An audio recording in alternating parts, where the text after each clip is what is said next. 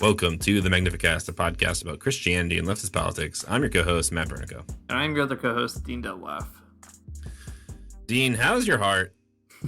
Are you protecting it? Are you keeping it safe from, things that are going to get it? Yeah, of course. I keep it under lock and key. No one's getting into this sweet chaste heart of mine, for sure. Keep it under lock and key. It's in the old safe that some people call an abdomen. Yeah, it makes it hard for Jesus to get in, but he knows that the key is hidden under the rock. Let's see. The rack of your chest is like your belly button. I don't know. I get this metaphor's lost on me. Yeah. How's your heart, Matt? Strangely warmed in sort of a Wesleyan sense. The thing that I've been paying a lot of attention to this week is that, let's see, Alex Jones is getting sued. That's right. Because he has said for years, for like 10 plus years, that Sandy Hook, the shooting at Sandy Hook Elementary School, was a false flag by the government. And the parents are suing him, and he's already lost the lawsuit, and now it's just up to like damages. And I think he actually got like fined, I think like $4 million or something tonight. And I think that's awesome. I think that's great. I love that. I love to see somebody I don't like have a bad thing happen to them. And that's not a very Christian thing to say, but we're all fallen in our awful human nature. But I do love seeing. I've read a few psalms that lean in that direction. Yeah, that's true. It's as far as the psalms go, it's like that's pretty mild, I think. So yeah, he should be happy about that. I agree. I saw, the $4 million is like the first bit too, because there's supposed to be like punitive costs coming. But my favorite thing of the Alex Jones saga was, this is not a podcast about Alex Jones, I guess, but now that we're into it, there was a great moment where apparently Alex Jones's lawyers arbitrarily and accidentally sent all the text records, like phone records of Alex Jones to the court and to the defense lawyers. And I think that is extremely funny. Like, they were not mandated to do it. They were just, I don't know, not smart. And I think that's great. It's a classic, like, Arrested Development, Barry lawyer kind of situation for sure. Okay, I know this is not a podcast. As long as I keep saying this is not a podcast about Alex Jones, it's not. We're fine. Yeah. But I do have to tell you about my favorite part, and it's one that's flown under the radar a little bit for people. So during the trial, the lawyer was like, "Okay, Alex Jones, did you recently broadcast a picture of the judge that is trying this case on fire?" And Alex Jones like, no, I didn't do that. And then like 2 seconds later, they show a picture that's like, it's a photo of like the judge and fire is like sort of superimposed over her. That's awesome. I love that. Yeah, I think what's even more bonkers about the whole thing though is that he's been still doing his show like when he's not been in the courtroom, and just saying the most like heinous things. Like he called the judge a goblin, and like you gotta know that she's gonna listen or figure this out. Like you shouldn't do that. That's great. I love it. No good luck to Alex Jones, but I do look forward to hearing about the punitive damages. I'm an abolitionist for sure, but he's probably not going to go to jail, so whatever. Just bleed him dry monetarily. That sounds pretty good. All right, it's not an Alex Jones podcast, and guess what? I'm about to prove it by talking about what this episode is actually about. 2 weeks on the podcast, 2 weeks ago, that is, we started filling in a bit of a gap in our knowledge about liberation theology by looking at a really neat book by Emmanuel Marty called African Theology that dealt a lot with liberation theology in Africa and theology elsewhere in the continent, and kind of thinking through what's different and unique about all of that. And this week, we're getting back into it by reading a few essays from a really interesting theologian named Jean-Marc Ela in a book called African Cry. Ela is a character who came up in the African theology book and a really interesting guy for a lot of reasons. And just made us want to dive into one of these people, instead of just reading the survey, trying to get into some of the details. Maybe I'll set up a little bit about it, and then, Matt, you could tell us about the essays that we pulled out here. Yeah, sure. So Ela, really fascinating guy. He's from Cameroon. He was a Catholic priest and also a sociologist. And the book African Cry is interesting because it collects these different kind of occasional addresses or texts that he had written. And Ela is fascinating in the continent because many African theologians outside of South Africa were not. I mean, it's not that they weren't liberation theologians, I guess, but they were just doing something different. We talked about that on the other episode, so you can listen to that. But Ela was interested in liberation theology and intentionally read all kinds of stuff coming out of Latin America, and for lots of interesting reasons. And so he has kind of a unique voice, really attentive to socioeconomic issues. That was a huge piece, and often urging other theologians to get invested in a critique of capitalism. So this book is sort of comes out of that work, really, of being a priest and doing mission work, in particular with peasant farmers in a northern region in Cameroon. And his life is also very interesting. So in addition to all this political and theological work, he eventually moved to Quebec following the assassination of another Cameroonian liberation theologian, a Jesuit priest named Engelbert Mveng in 1995. Veng was also like one of these sort of liberation theologian folks. And so Ela moved to Canada because he had heard that he was kind of next to be assassinated. So he became a really influential voice in third world theology. He had a huge impact on the Cameroonian philosopher Achille Mbembe, who's a pretty heavy hitter in terms of like decolonization literature these days. Mbembe wrote an obituary about Ela after his death. So I guess all this is to say, just trying to establish that he is a really interesting person, but somebody that I had never heard of until I started reading more about African theology.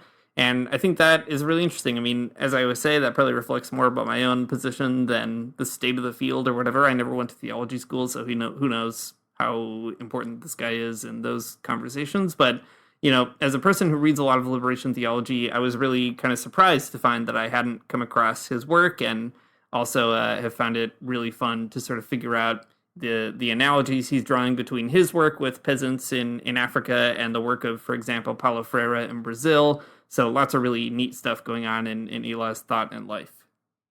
Yeah, totally. Not only is he an interesting Cameroonian liberation theologian, he's just an interesting theologian, I think, in general. He has some really cool things to say that I think, I don't know, benefit people to read. That's all I'm trying to say. Read this guy's book. That's all I'm trying to say on this podcast. To read this guy's book, and that's it. So take my own advice. We are doing that in this episode. Like Dean said, it's kind of like a collection of essays and some like shorter pieces.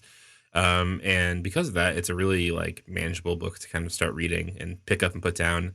I don't know if you're like me, but I read things and I watch things on dad time, which means I can read things for about 15 minutes before somebody needs something from me. And by someone, I mean my child or my dog, I guess, both pretty needy people. But that's okay. Anyways, so like I said, an easy book to pick up and put down. So in this episode, we're going to focus on a couple of essays in the book. The first essay is about how the Eucharist is a kind of controversial topic in Africa because the elements themselves are a sign of imperialism. And it's a cool essay, probably the most exciting one of the two. I really like it a lot.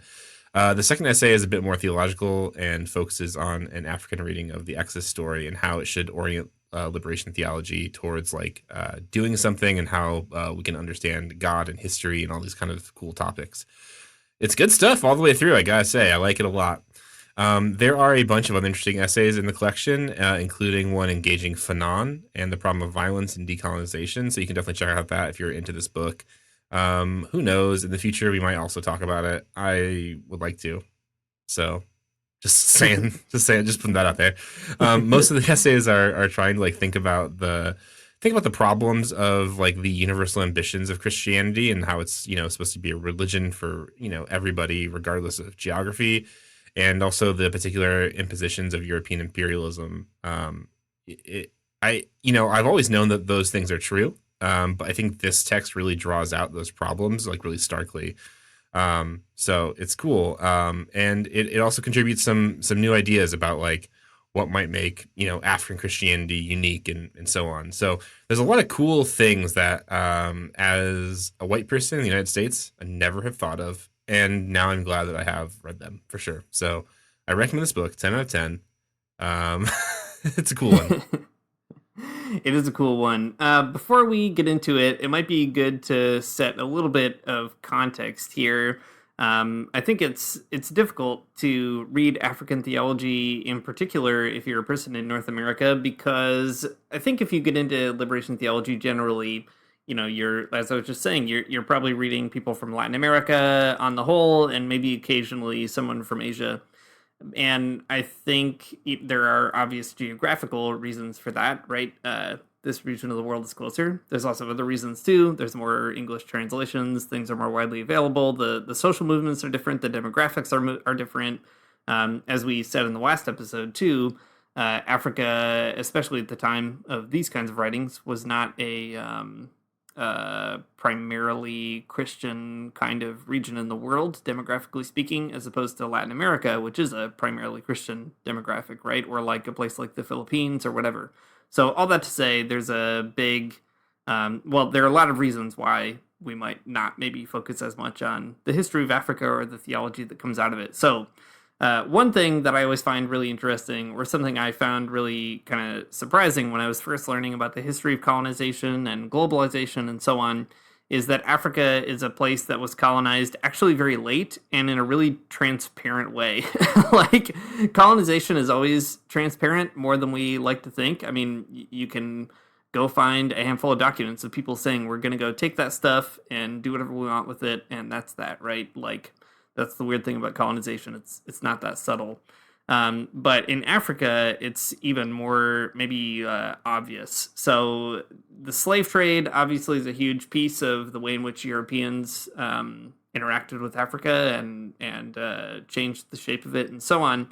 But the full kind of geographical, like Europeans coming into Africa and really taking over huge kind of parts of it and ruling it directly, that didn't happen until much later. So in particular, if you really want to go down a rabbit hole, you can look up this thing called the Berlin Conference. It has a bunch of other names too, but it was in the late 1800s in 84, 85-ish. And at that conference, basically a handful of European powers got together in Berlin and divided up Africa amongst themselves. So they were like, the French get this part, the Germans get that part, all this kind of stuff, right? Really bizarre, kind of strange. A bunch of people just looking at a map and saying that's where Europe gets to rule. And they went out and did it. Nearly all of Africa was under European control by the early 1900s. A few exceptions, places like Ethiopia or Liberia and stuff like that. Really interesting stuff happening there. But all that to say, Europe had this very kind of obvious colonial movement, and it was a late kind of movement. So you get that. I said all that stage because Ela is really writing with that kind of in the background. Like, this book comes out in the 80s. So it's only really been about like 100 years since that happens, that kind of effort. The other interesting thing is, like, Ela is a Francophone theologian, so speaking and writing in French. And that is very interesting as well because Cameroon was ruled by the French and then by the Germans. And that's also why he ended up moving to Quebec, because there's like a French connection there. So all that to say, the more you learn about Africa, the more you learn about lots of other things too. And I think it's kind of neat to sort of at least like situate the theology against that backdrop, right? Just to sort of open up a little bit more about what's going on in the text. Yeah, that is really important. In the Treaty of Tordesillas, which is that's like the Doctrine of Discovery kind of treaty, where the Pope said this part of North and South America belong to the Spanish, this part belongs to the Portuguese. That happened in 1494, and this is in 1884. So you can see what the long the long history of rationalism and like empiricism and sort of like continental philosophy has gotten you. Still just imperialism. Yeah, exactly. It's good to just have that background anyway and figure out, where is all this coming from, as we'll talk about in a moment. Where are all these concerns about what it means to have kind of a uniquely African church coming from? Colonization, direct colonization happens late. As Ela points out, that means the missions are also coming alongside that colonial process. So lots of questions about it. One kind of quote that might just help us set the stage. This comes from an essay that we won't talk about in detail, but is really good, called "The Right to be Different." It's all about whether or not Africans have a right to a kind of African expression of Catholicism in particular. Ela is very invested in the project of like Vatican II and trying to sort of radicalize that demand to like make Catholicism local and regional in particular in an important way. So I think this is a neat quote that sort of sets up like why, at least why I've found the book super helpful. So he says, it would be a mistake to compare the petitions of the African pastoral ministry to the demands of the European protest movements. The Church ought to listen to questions addressed to its center by non-European cultural traditions, for such questions may constitute the essential contribution to the very future of the Church. An encounter with new worlds is indispensable to the Church. It is the only way for it to discover its own truth. The Church should welcome the questions that come to it from Africa, for they oblige it to review all of its relationships with other practices and other disciplines. In short, we must liberate the Church of Africa from a doctrinaire rigidity in the matter of discipline and take the risk of transformations that are incumbent upon us in the area of law. And I really like that because what Ela is pointing out here, right, is that by really attending to these concerns about the particularities of African theology and the problems of identifying that universal dream of European Christianity with Europe in particular, that's really the only way we're going to be able to think about a future of the church, is by trying to decenter or kind of offset or disentangle the European kind of dominating impulse from Christianity as a whole. And I think there's probably lots more to say about that. I mean, we've talked about universalism a lot on the show.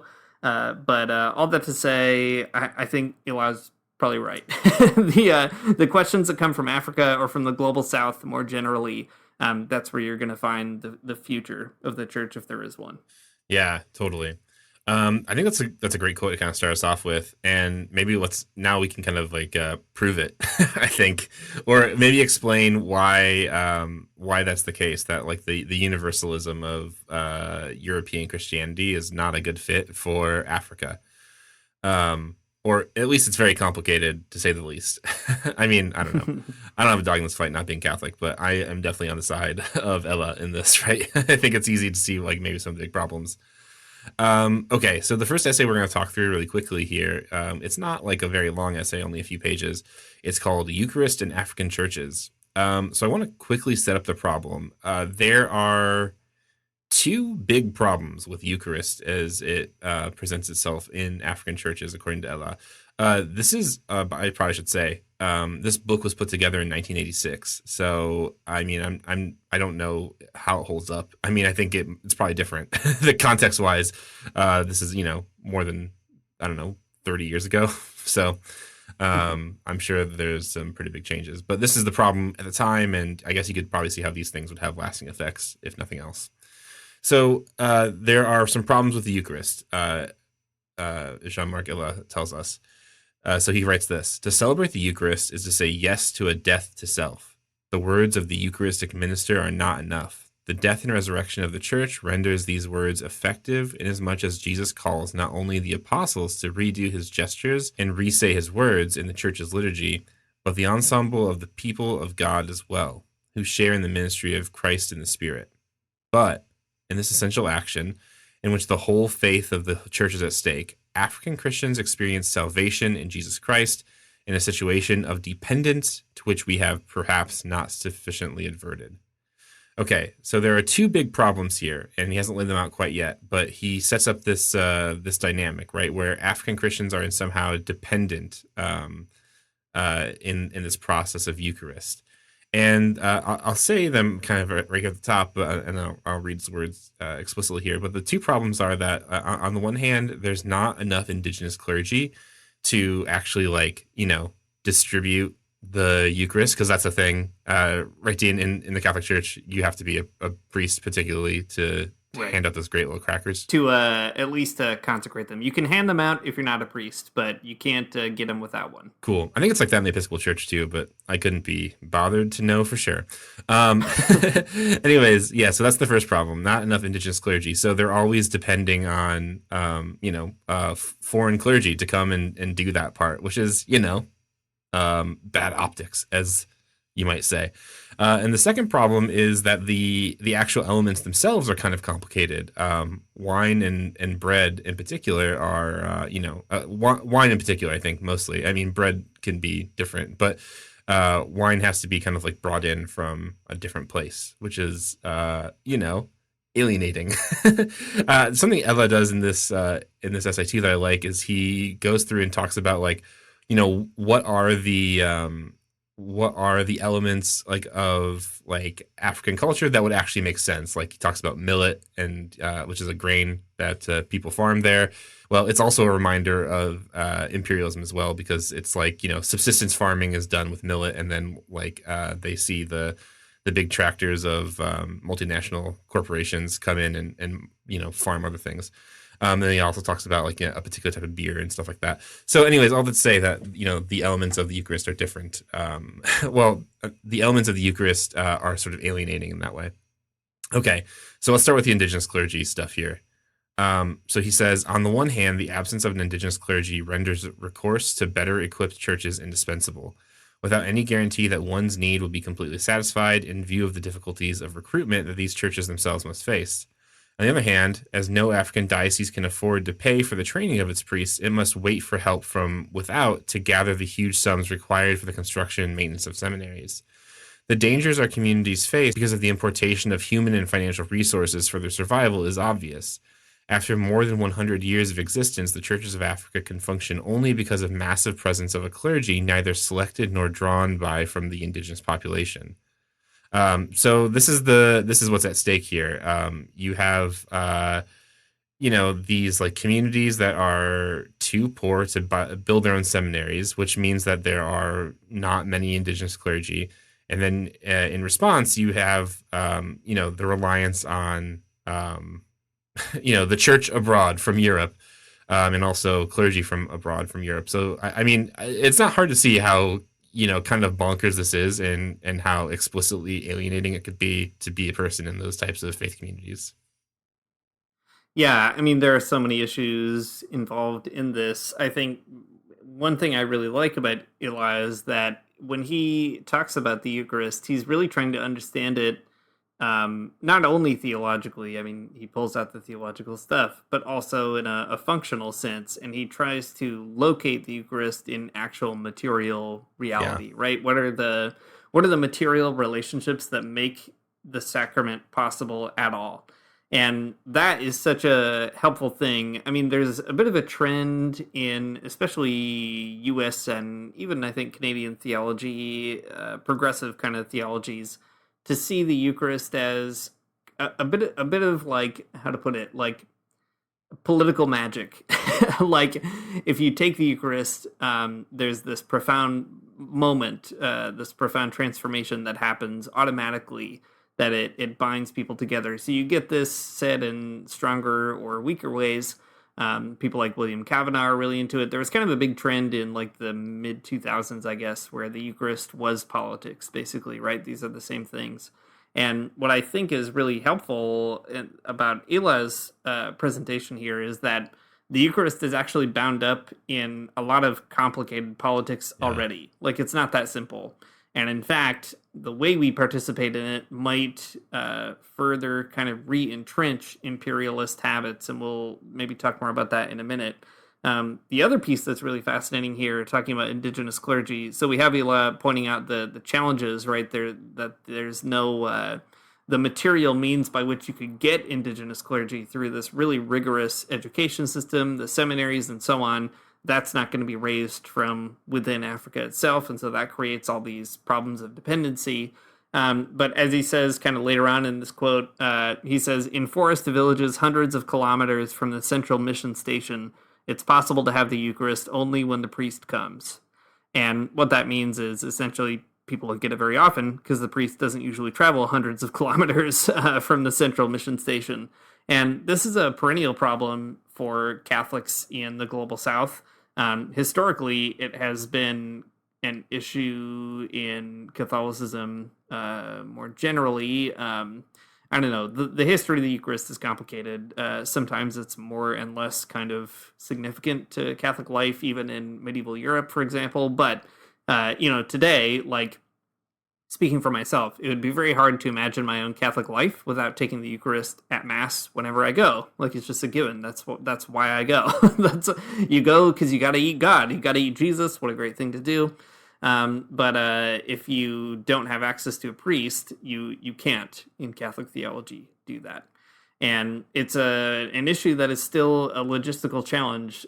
For example, in the Amazon Synod that happened recently in the Catholic Church, this was a huge sticking point. The question was, what do we do if there are all these Amazon communities, which are very remote, who are Catholic, but nevertheless can never ever receive the sacrament, or sometimes go years without receiving the sacrament, the Eucharist, because there's no priest coming and there are no Eucharistic ministers coming to deliver the Eucharist either. So the question is, like, functionally, what really makes that community Catholic? Like, it's a really live question. So, it's a question that we still have to deal with today. And I think it's interesting that Ela is trying to do both these things, right? To sort of say, okay, if theologically we think it's really significant to participate in this sacrament, then why are we kind of accepting all these material barriers and not really like digging into, what makes them problems? Yeah, for sure. I want to go back to something you said a minute ago that I think is really interesting, that is really striking me. You mentioned a minute ago William Kavanaugh, and there's like this whole trend of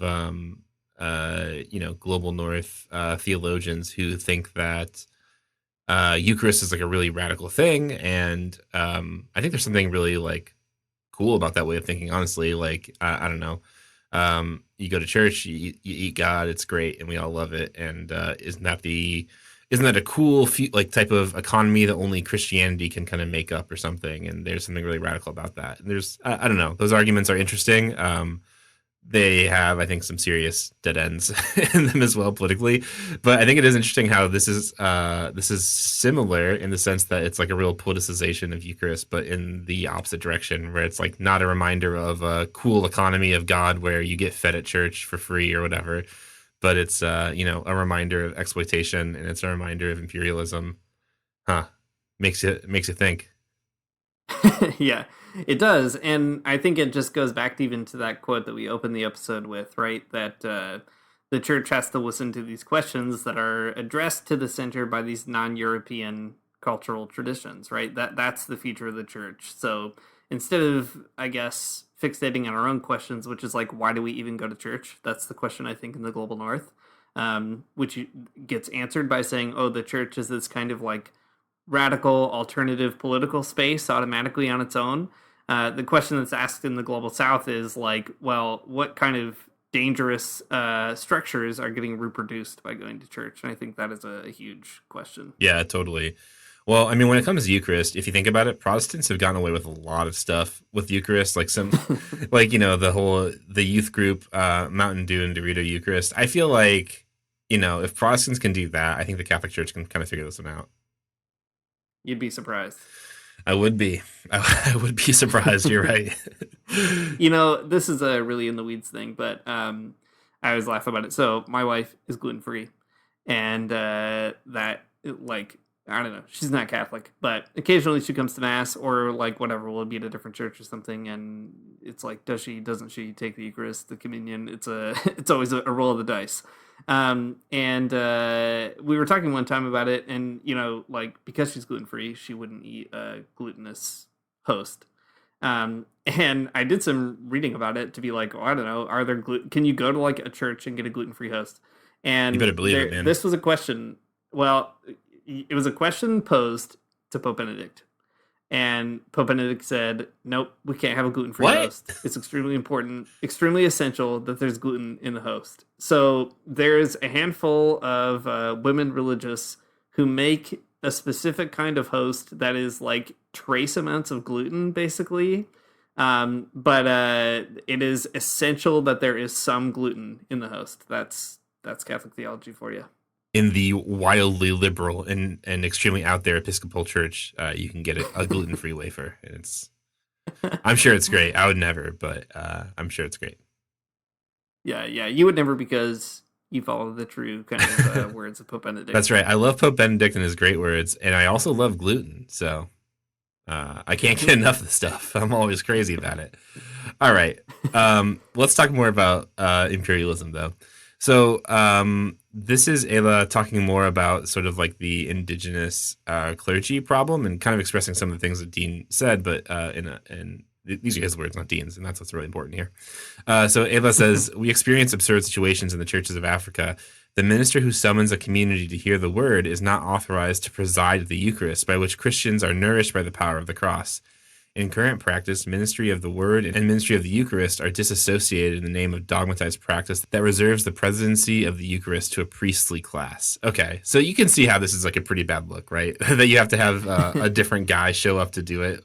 One person can preach, but they can't also preside over the Eucharist. That's not great. Okay, but it's also even, not more interesting. I don't know. It continues to be interesting in a great way. So he says, thus the Church of Africa is forced to turn to the outside to hire the priests that its seminaries fail to provide in its sufficient numbers. And then he says, and so the Eucharist in the life of the church has become the locus of our daily alienation. The rite that we follow has not been of our own choosing, and it bears the mark of a culture not ours. Man, it's such a bizarre thing to think about in that context, right? Like because of the way wine is just not there, and the bread is different, and sort of like different crops and different cultural aspects. It's just not something I would have thought about before this, and now I'm thinking about it, and I don't like it. Yeah, lots of things. I mean, we'll talk about the elements in a minute and how weird they are.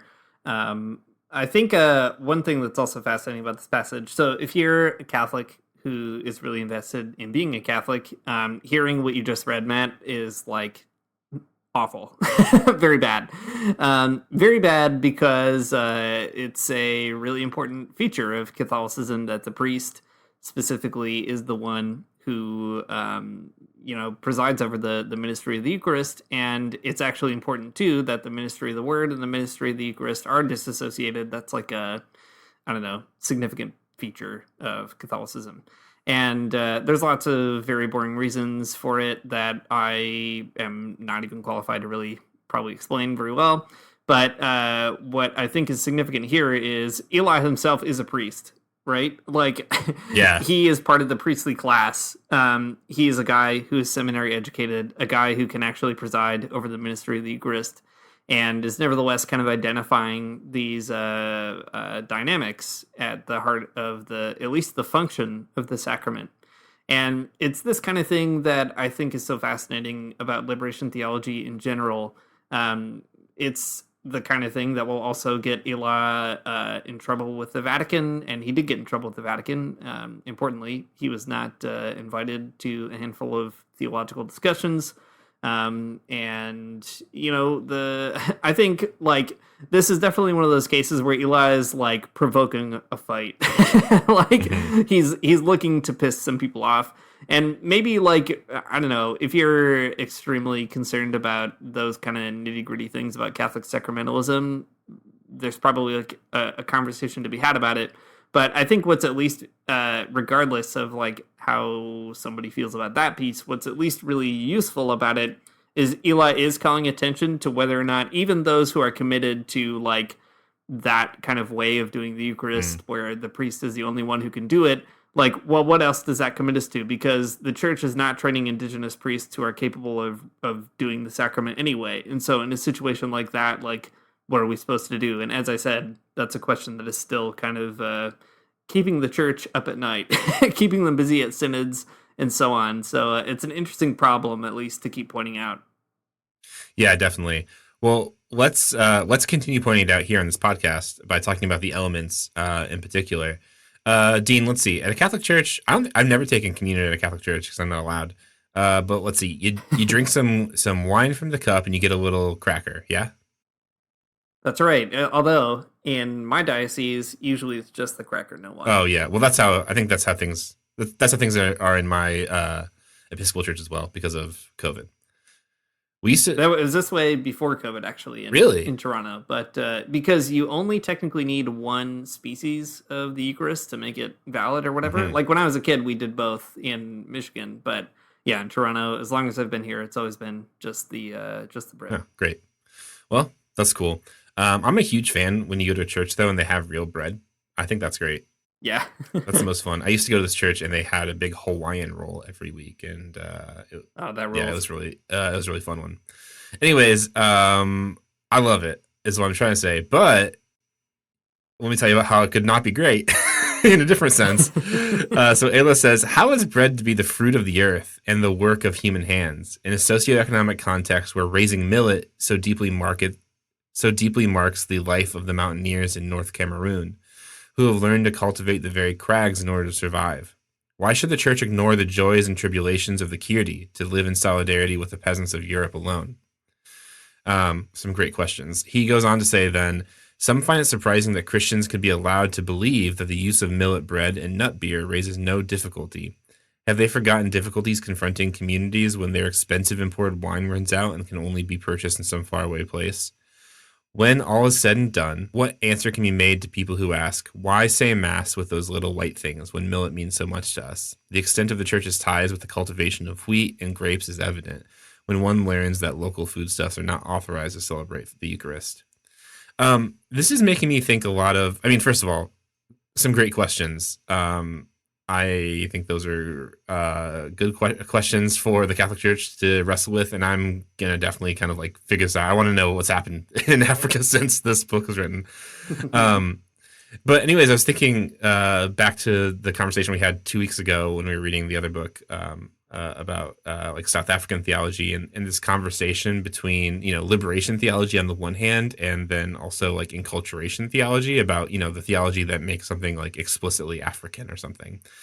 And I think when we read that book, I was like, I mean, I was trying to see both sides of the argument because that's what you should do. But anyways, the enculturation part makes a lot more sense, I think, given like the ways that I don't know how stark these like symbols are, and like not just symbols, I guess, but how stark the materiality is too about like something as simple but fundamental as you know, taking the Eucharist. For sure. And one maybe interesting piece about that as well. So, for folks who didn't listen to that episode, one thing that Marti points out is that there's there's these kind of two broad schools of thought in Africa. There's Black liberation theology that happens mostly in South Africa, and then there's enculturation theology elsewhere in Africa, which is more concerned with kind of like in a decolonized situation, how does one think about how to do church as an African? And you might think that Ela is really naturally in the enculturation side, but actually he takes a lot of issues with that kind of tradition. He's sort of exceptional. Mm-hmm. He sees himself as a liberation theologian, as opposed to this other kind of trend. And in fact, in a couple other essays in this book, he really actually lays out very explicitly why he does not like that trend. But nevertheless, you can see how he's obviously like very interested in that enculturation piece in a general way, right? Like, what does it mean to think about being an African Catholic in Africa? And I think that's a really unique kind of contribution of the book. You get some of that even in Latin American liberation theology, but there too, I think, I mean, with some exceptions, a lot of the time, what it looks like to be a Catholic in Latin America is like not actually that how to put it, like these kinds of questions are not raised in the same way or not as explicitly. Like I said, some important exceptions for sure, but on the whole, like when you read Gustavo Gutierrez, you're not going to find the same kind of questions coming out in like a theology of liberation. So I think that is really useful. The other kind of feature of it is when you think about the sacraments and kind of the material stuff underneath it, from that anti-imperialist perspective, it also, again, maybe poses that good question to the sort of Eucharistic-centric politics that we get in the global north. So, for example, Ela goes on to say in this essay, the case of the Eucharist reveals the domination at the heart of the faith as lived in Africa, within a Christianity that refuses to become incarnate in our people. The question does not pertain to dogma, but is a matter of pure discipline. To refuse to allow the celebration of the Eucharist using grains other than wheat in regions where wheat is not grown is to condemn communities to celebrate salvation in Jesus Christ in dependency on Mediterranean culture. The foreignness of the products imposed upon us is all the more striking in the view of the fact that they are not generally specified in the Eucharistic prayer. Here, as elsewhere, the African church speaks a kind of Christian Creole. So just to, I guess it's like if the Eucharist can be seen as a kind of ultimate political locus or home in the global north, I think that's because it reflects a kind of privilege that we have, right? Like, of course we see it that way because it's practiced in a Eurocentric way. So naturally it feels comfortable or at home, or this kind of rooting, traditional, whatever it might be, like all that kind of power is found there, maybe in our cultural like DNA.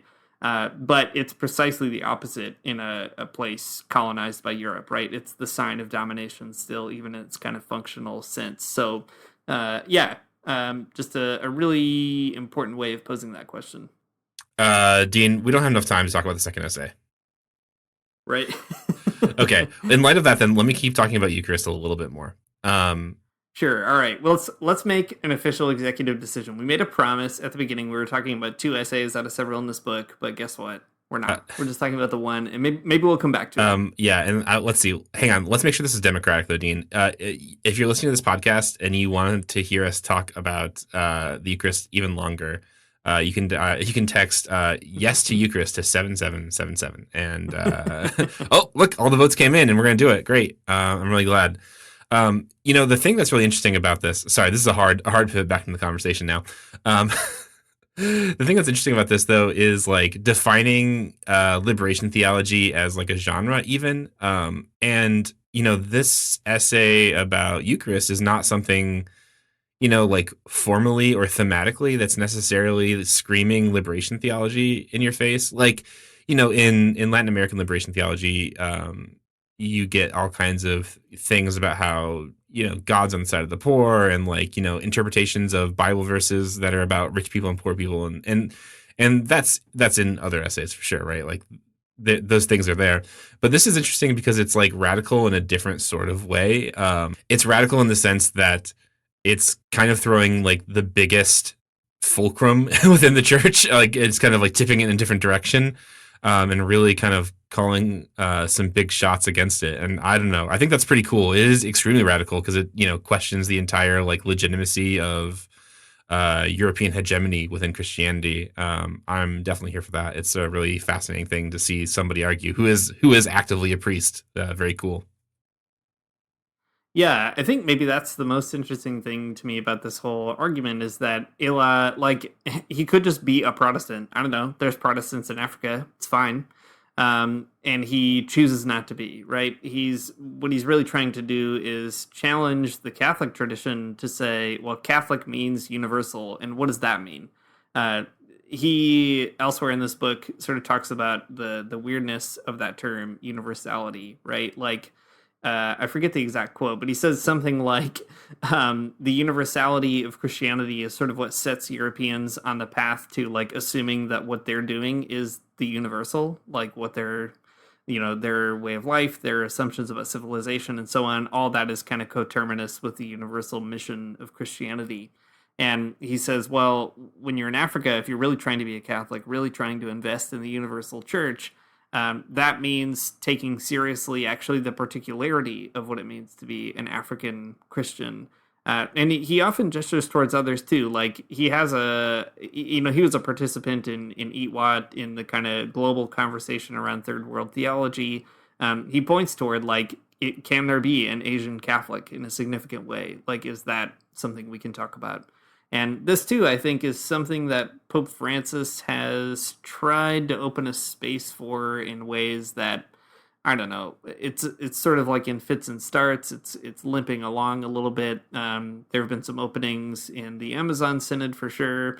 Other kinds of features, like Pope Francis has named more people like bishops or cardinals, I guess, cardinals who are eligible to vote for the Pope from the global south than ever before, right? There's kind of structural changes happening in the church that might reflect that perhaps there is room to ask those questions now in a way that wasn't as evident as before. But at the same time, if you read really closely something like Pope Francis's exhortation after the Amazon Synod, Carita Amazonia, you'll see that there's all kinds of ways in which, like, I don't know, sometimes it still sounds pretty European, or like when Pope Francis talks about Europe, even in the context of the EU or that sort of thing, he'll often emphasize the centrality of Europe and so on. So all that to say, like, Ela could quit, he could drop out, right? He could say, well, this is just a hopelessly Eurocentric tradition.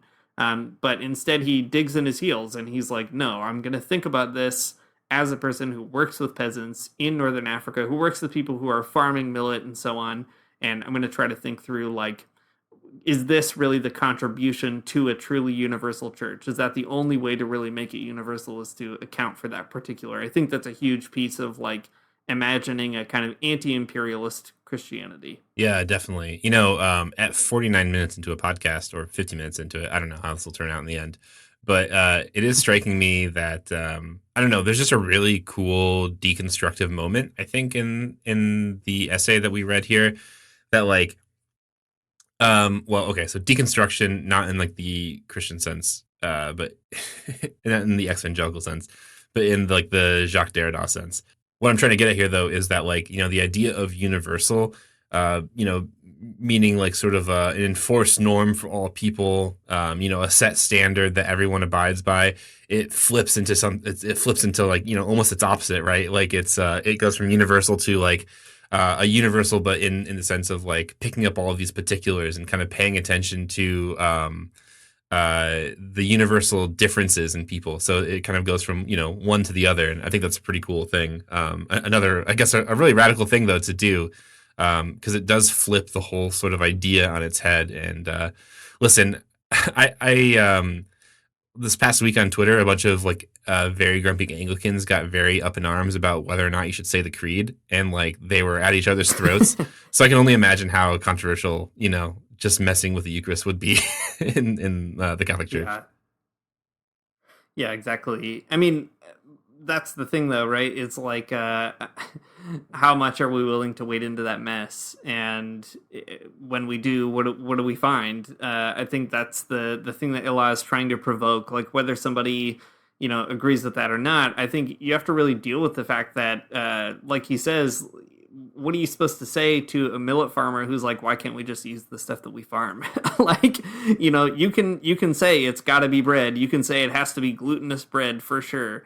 But you have to come up with an answer to that millet farmer at the end of the day, because it's, that's the person who's going to receive it on the other end. It's not just a person in Europe or the Mediterranean or something. And I think that's huge. We've talked about the dangers of universality in the podcast several times. Marika Rose talked about it a bit. We did an episode with Amoria like a million years ago, kind of talking about it. And I think that is a huge problem, right? In that classic verse in Galatians, there's no Jew nor Greek, nor slave nor free, male nor female, because you're all one through Jesus Christ. It's like the favorite of progressives. But that last little bit there, through Jesus Christ, is always the kicker, right? What happens if you're not through Jesus Christ? What happens if you didn't pass through that gate? Is the universal accessible to you, or does that kind of actually leave you outside of it? And I think those are all really important questions to keep on asking and figure out how Christianity, does universality in bad ways. But I think what Ela does, at least, is to say, if we're going to say that there's a Catholic Christianity, a universal Christianity, then yeah, as you said, Matt, it's going to require also flipping into the opposite to say, well, what would that really mean to take account of like the particulars? Because Christianity is not reducible to Europe, or at least it shouldn't be. And so what are the other pathways kind of left undone by Christian history? Yeah, definitely. Well, okay. Now that we're at the end of the conversation here, I think we've pretty sufficiently talked about this essay. I don't know. What is it we take away from it? I'm not really sure. I guess to me, reading this, I mean, it's interesting kind of as like a window into like a sort of different Christianity. And I think that's always very neat. But as a window into a different type of Christianity, I guess it kind of functions like a little bit of like I don't know, like an intellectual sieve where I can, suddenly see some things that I thought were, very essential to Christianity, and see how they might not be, or how, those essentials end up being kind of big problems if you think about the world through an anti-imperialist lens, I guess. I don't know. What's your big takeaway, Dean?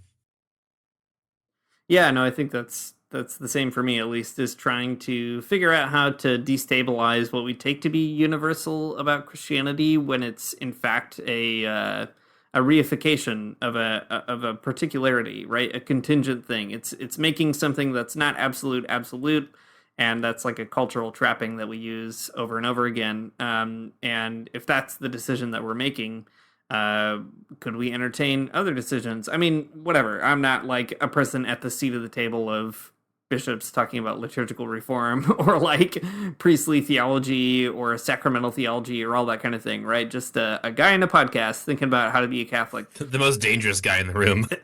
That's right. That's right. But I think, well, maybe I'll help us close out with a good line from Ela. This is what I'm taking away from it. Ela says, without a deep commitment to its calling, the church cannot accomplish its mission of salvation in an Africa in quest of life, where human beings are delivered over to unheard of sufferings, despair, and slow death by fire. The church should make the voice of the gospel heard out of respect for human beings, no matter what their condition and no matter what their convictions. The church must proclaim the Christian message as a challenge to domination in Black Africa. Liberation from oppression must become the locus of our rediscovery of the gospel nature of the church, for the church is an integral part of the community known as the damned of the earth. I guess that's where I would take it, right? How do we make liberation from oppression the locus of our rediscovery of the gospel? That's what I'm trying to sort out. Maybe Ela gets us a little bit further down that path. Thanks for listening to Magnificast. If you like what you heard, you can support us on Patreon at patreon.com/the Magnificast. If you subscribe, you get cool things like access to our behind the paywall podcast called The Lock-In, where we've created a fictitious universe where Dean and I are youth pastors and we do lots of goofy things. It's great. Also, you can get an invite to our Discord server, where I think that's where the real value lies. Right now, we're doing a little bit of a book club, and we're reading a book called Degrowth is the Future, and it's been really fun. So, I don't know. Jump in, talk to us, don't talk to us. It's up to you.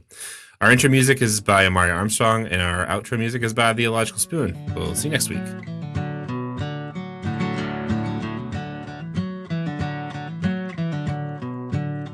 I don't want to get up for church in the morning, souls alive. Heaven come to earth and there won't be no church. We'll meet down by the riverside. There we'll swim with all creation. Never get tired, never bored. Don't worry, someday there'll be no dam between us and our Lord.